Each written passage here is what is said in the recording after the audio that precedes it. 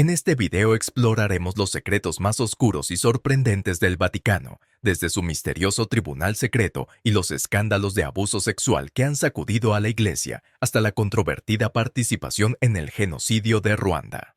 También abordaremos el resurgimiento de los exorcismos en la era moderna y cómo la Iglesia Católica enfrenta su pasado. Acompáñanos en este fascinante recorrido por la historia y los enigmas que rodean a una de las instituciones más influyentes del mundo. Si te gusta este tipo de contenido, suscríbete a nuestro canal, es gratis. Ahora sí, comencemos. Número 15. El Tribunal Secreto del Vaticano. La Penitenciaría Apostólica es un tribunal oculto establecido por el Papa Alejandro III en 1179 para abordar los pecados de la naturaleza más grave. Este tribunal, envuelto en secreto hasta 2009, se ocupa de casos tan graves que solo el propio Papa puede conceder la absolución, mientras que los sacerdotes y obispos pueden absolver pecados tan graves como el genocidio. El tribunal secreto se ocupa de transgresiones aún más graves, entre las que se incluyen atentados contra la vida del Papa, violaciones del secreto confesional por sacerdotes y otros delitos considerados peores que el genocidio. Las decisiones relativas a tales casos las toman el Papa y el jefe del tribunal, el penitenciario mayor, en reuniones privadas. Estas sesiones se consideran cuestiones de conciencia y se mantienen alejadas del escrutinio público, siendo los detalles estrictamente confidenciales. Número 14. Los misteriosos archivos secretos del Vaticano. Los archivos secretos del Vaticano abarcan 53 millas de estantes y contienen documentos que datan de 12 siglos atrás. A pesar de estar etiquetados como secretos, se sabe que estos archivos existen, aunque el acceso está severamente restringido. Solo unos pocos seleccionados, incluidos académicos y periodistas examinados, pueden explorar estos documentos e incluso luego, solo después de un estricto proceso de aprobación. Los archivos han provocado innumerables rumores, incluidas afirmaciones de que contienen evidencia de vida extraterrestre, pruebas de que Jesús no existió y otras revelaciones explosivas sobre la Iglesia Católica. Los archivos se han transmitido de papa a papa desde el año 463 después de Cristo, y los documentos solo están disponibles 75 años después de su creación. Este retraso significa que los registros relacionados con temas controvertidos permanecen ocultos al público. Convenientemente, estos registros no serán accesibles para... En algún momento de 2019, el Vaticano cambió el nombre de estos archivos históricos a Archivos Apostólicos Vaticanos, pero el misterio que los rodea persiste. Número 13. El retiro raramente visto de los papas. Imagina un trabajo que debe mantener hasta su último aliento en la Iglesia Católica. Generalmente se espera que los papas sirvan hasta morir. De los 123 papas elegidos durante el último milenio, solo 5 han dimitido. El primero fue Benedicto IX, quien se convirtió en papa cuando tenía poco más de 20 años y es la única persona que ha cumplido varios mandatos. Obligado a dimitir en 1036. Regresó meses después y volvió a dimitir en 1045 con la esperanza de casarse. Cuando su interés amoroso lo rechazó, reclamó brevemente el papado antes de ser destituido definitivamente en 1047. La segunda renuncia provino del Papa Gregorio VI, quien renunció en 1046 bajo presión de los obispos. El Papa Celestino V renunció después de solo 5 meses por temor a no ser apto para el papel. Su sucesor lo encarceló para evitar cualquier intento de recuperar el papado, y Celestino murió en cautiverio 10 meses después. En 1415, en medio de un cisma con 2 papas reinantes, Gregorio XII renunció para resolver la crisis y permitir la destitución del papa rival y la restauración de la unidad en la Iglesia. La renuncia más reciente fue la del Papa Benedicto XVI en 2013, quien citó razones de salud para dimitir. Sin embargo, los rumores sugieren que fue obligado a renunciar debido a informes filtrados sobre su lucha con la gestión y la transparencia de la Iglesia. Número 12. ¿Es beber un pecado? Si beber fuera considerado un pecado, una parte sustancial de la población mundial estaría en problemas, especialmente aquellos que viven en la Ciudad del Vaticano. Curiosamente, se dice que los residentes del Vaticano consumen más vino por persona que cualquier otro país del mundo. Al igual que con las estadísticas de delincuencia, la cifra per cápita puede ser engañosa. Según informes, el ciudadano vaticano promedio bebe alrededor de 74 litros de vino cada año. Para poner esto en perspectiva, esto es el doble de la cantidad consumida por el residente promedio de Italia o Francia. 3 veces más que una persona en el Reino Unido y 6 veces más que el estadounidense promedio. Esta alta tasa de consumo se atribuye a algunos factores demográficos. La población es generalmente de clase alta mayor y hombres bien educados. Además, las comidas suelen ser comunitarias, lo que lleva a un mayor consumo frecuente de vino. El uso regular del vino en ceremonias religiosas también juega un papel. Número 11. Papa Benedicto XVI. Un nacido nazi, Joseph Ratzinger, fue reclutado en el cuerpo antiaéreo alemán mientras aún estudiaba en el seminario. El hecho poco conocido de que alguna vez formó parte de las juventudes hitlerianas generó cierta controversia justo antes de su elección como papa en 2005. 3 días después de cumplir 78 años cuando era joven, Ratzinger recibió entrenamiento en Múnich y luego trabajó en una fábrica de motores de aviones BMW. En fotos de Trostberg de esa época lo muestran con uniforme paramilitar en una fábrica donde también trabajaban cientos de trabajadores forzados con uniformes de campos de concentración. En 1945, Ratzinger abandonó su puesto y fue capturado, pasando un tiempo en un campo de prisioneros de guerra. Más tarde, pasó una investigación por parte de la Weiss-Hall Center, que lo absolvió de cualquier acusación de antisemitismo. Número 10. Los huérfanos incautos. En los años 1930 y 1940, el primer ministro de Quebec, Maurice Duplessis, apoyado por la Iglesia Católica, inició una revolución conservadora que condujo a una era conocida como la Gran Oscuridad. Este respaldo orquestó un plan impactante para reclasificar a los niños huérfanos como enfermos mentales, incluso cuando no lo eran. Este diagnóstico erróneo estaba motivado financieramente, ya que los huérfanos recibían un subsidio de $1.25 por día, mientras que los pacientes mentales valían $2.75 diarios. Trágicamente, muchos de estos niños fueron sometidos a tratamientos innecesarios, como lobotomías, tratamientos de shock y restricciones físicas que sufrieron abusos importantes. Alrededor de 20.000 niños fueron etiquetados erróneamente como enfermos mentales, lo que les llevó a una vida de trauma.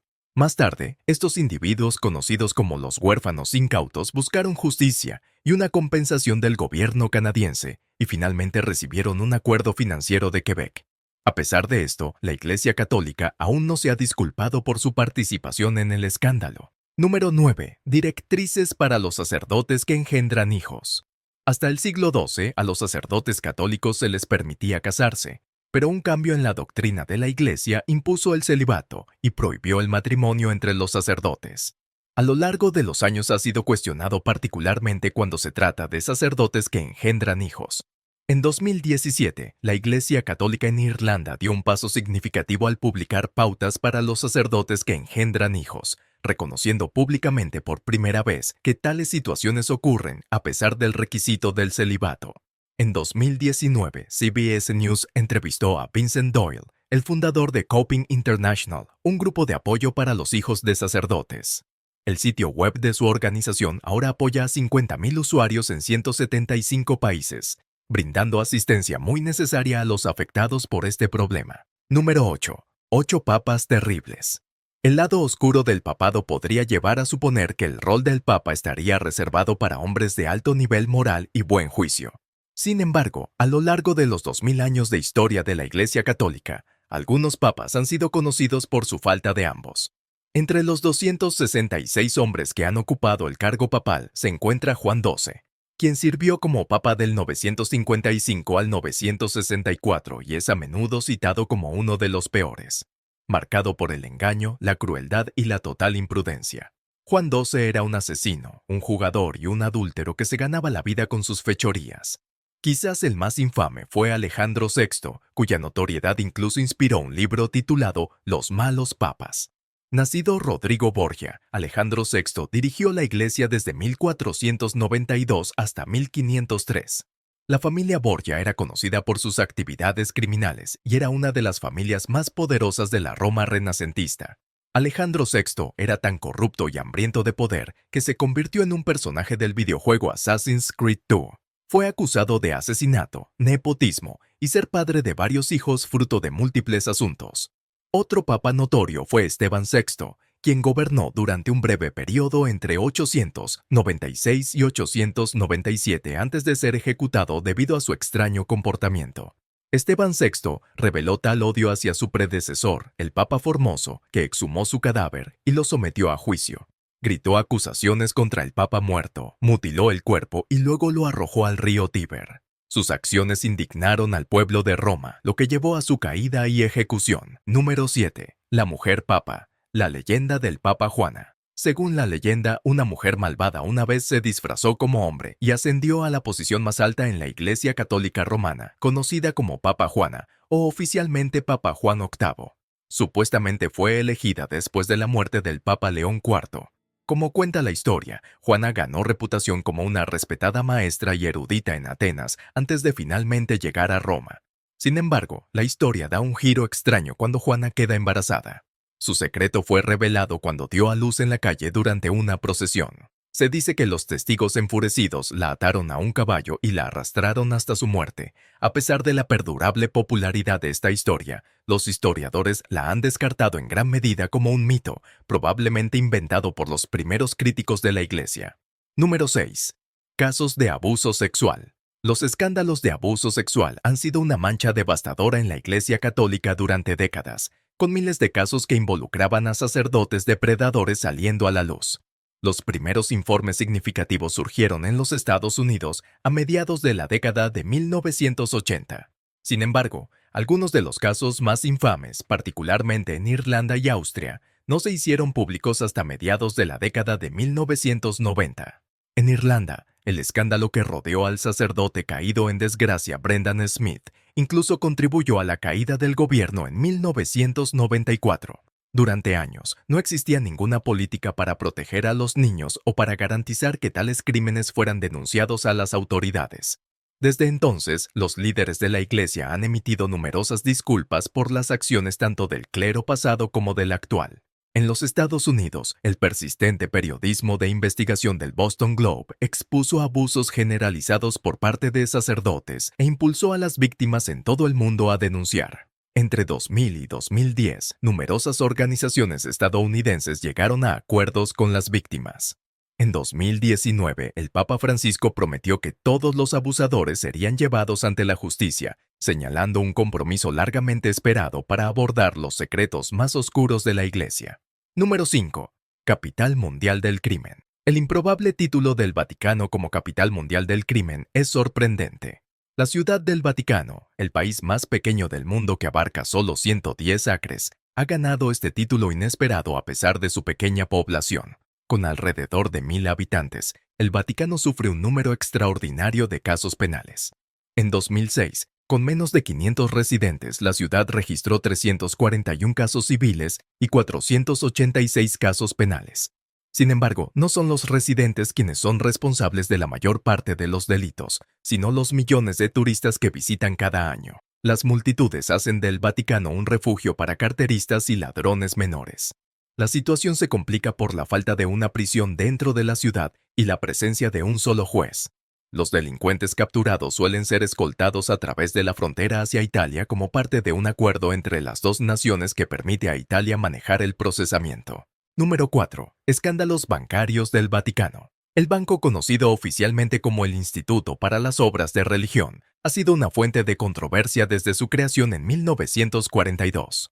Establecido durante la Segunda Guerra Mundial para eludir las restricciones financieras impuestas por los aliados, el banco rápidamente ganó notoriedad por sus operaciones secretas y se ganó un lugar en la lista de las 5 instituciones más plagadas de escándalos gracias a sus negocios turbios. Debido a su exención de las regulaciones financieras en tiempos de guerra, se convirtió en un refugio para aquellos que buscaban realizar transacciones lejos de miradas indiscretas, ganando una reputación como el principal banco offshore del mundo. En la década de 1970, las conexiones del banco con el crimen organizado se hicieron evidentes cuando estuvo implicado en el lavado de $900 millones en bonos y valores falsificados. Uno de los incidentes más infames involucró al arzobispo Marcinkus, quien era tanto jefe de seguridad papal como jefe del Banco del Vaticano. El colapso del Banco Ambrosiano sigue siendo el más notorio. Perdió $1.400 millones en préstamos no garantizados vinculados al Banco del Vaticano. Aunque el Vaticano pagó $244 millones en un acuerdo sin admitir haber cometido ningún delito, un periodista italiano publicó un libro que detalla la historia de corrupción del banco, incluidas cuentas caritativas falsas y malversación de fondos. A pesar de esta exposición negativa, los escándalos continuaron. En 2012, 4 sacerdotes fueron investigados por operar cuentas vinculadas a la mafia, y en 2013, otro sacerdote fue arrestado por usar el banco para contrabandear millones de euros para la mafia. Número 3. Contrabando nazis. Después de la derrota nazi, Alemania y Europa se convirtieron en lugares peligrosos para exfuncionarios nazis que rápidamente buscaron refugio en otros lugares. Muchos oficiales nazis y criminales de guerra escaparon hacia varios países sudamericanos como Brasil, Chile y Argentina utilizando rutas conocidas como Rat Lines. Historiadores sostienen que estos fugitivos fueron asistidos por la Cruz Roja y el Vaticano. Se les proporcionaron identidades falsas mediante la Comisión de Refugiados del Vaticano. Aunque el Vaticano ha rechazado constantemente comentar sobre estos hechos y muchos documentos aún permanecen clasificados, el Papa Francisco prometió abrir estos archivos a investigadores calificados. Sorprendentemente, recibieron ayuda tanto del Vaticano como de la Cruz Roja en sus esfuerzos de fuga. Miles de documentos filtrados de los archivos del Comité Internacional de la Cruz Roja y el investigador de la Universidad de Harvard, Gerald Steinecker, han arrojado luz sobre cómo criminales de guerra notorios como Adolf Eichmann y Klaus Barbie lograron evadir la captura durante el caótico período de posguerra. La Cruz Roja se basó en gran medida en referencias del Vaticano y controles militares para emitir documentos de viaje conocidos. La investigación de Steinecker indica que la Cruz Roja emitió al menos 120.000 de estos documentos y el 90% de los ex-nazis huyeron de Europa a través de Italia.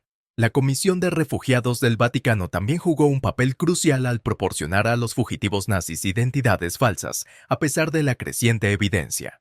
El Vaticano se ha negado sistemáticamente a comentar o publicar los documentos relevantes de sus archivos secretos. Sin embargo, el Papa Francisco prometió en 2020 hacer públicos estos registros, lo que podría arrojar más luz sobre este capítulo oscuro de la historia. Número 2. El genocidio de Ruanda.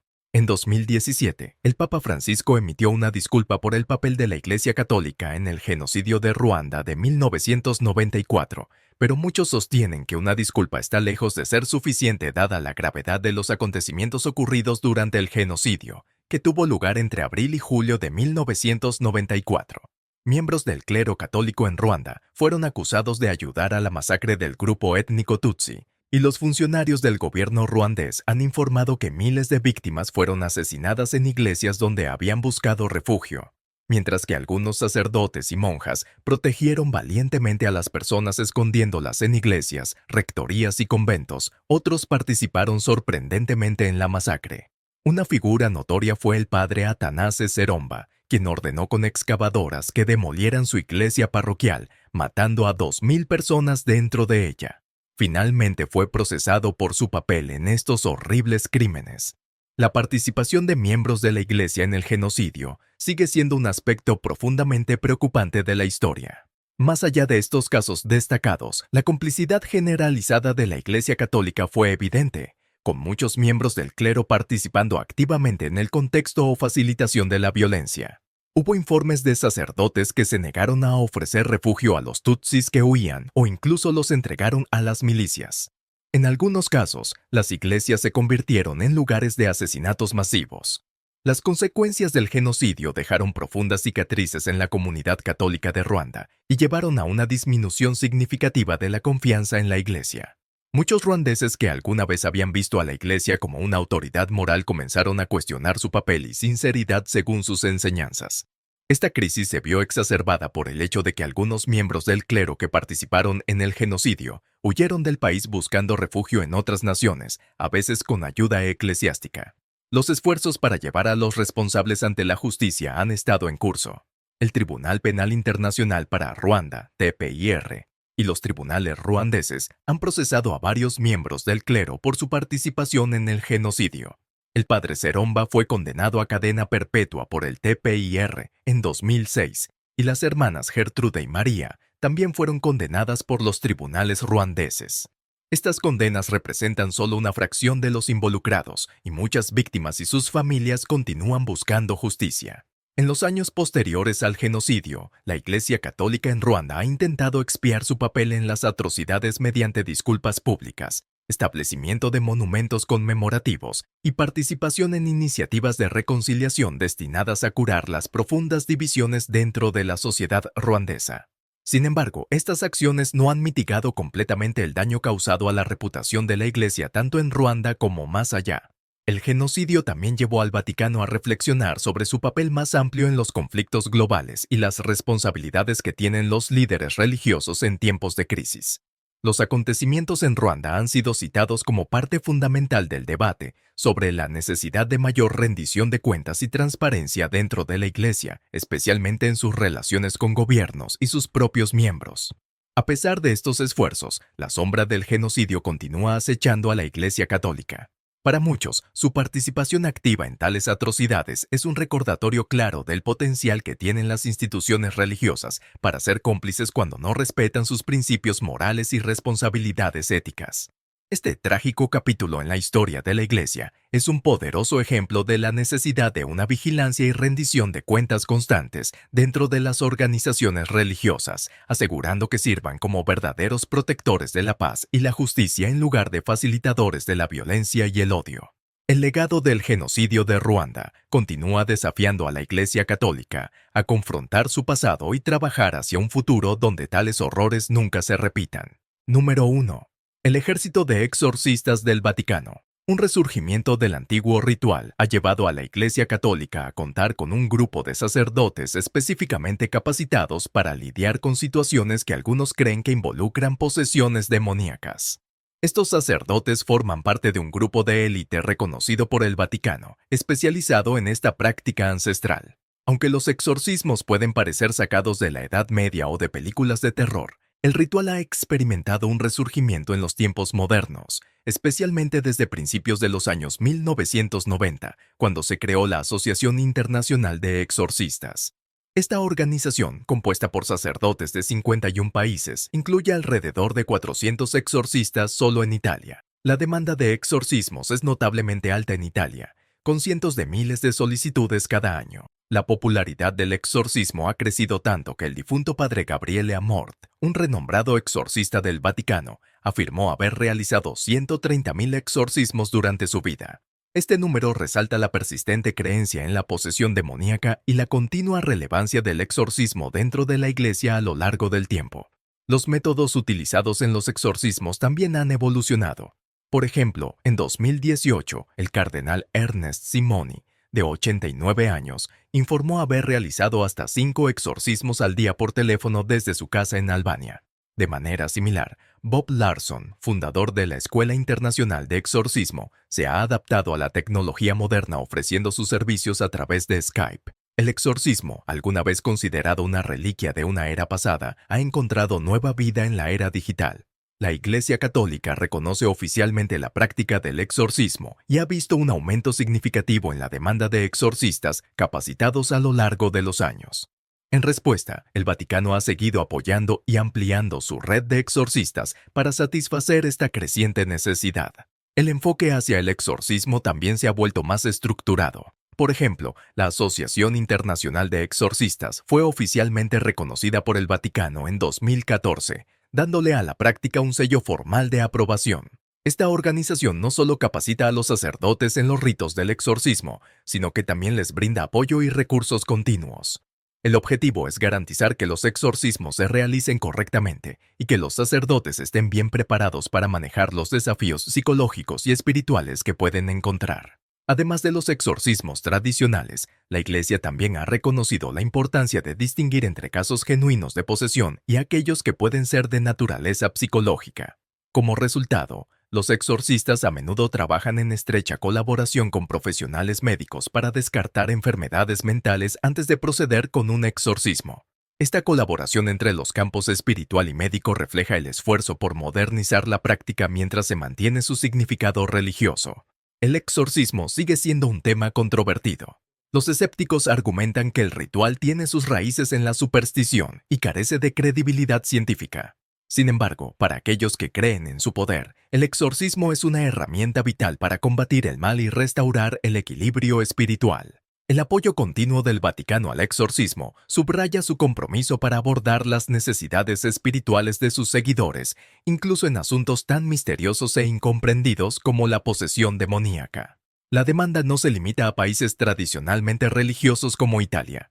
En Estados Unidos también ha habido un notable aumento en las solicitudes de exorcismos en los últimos años.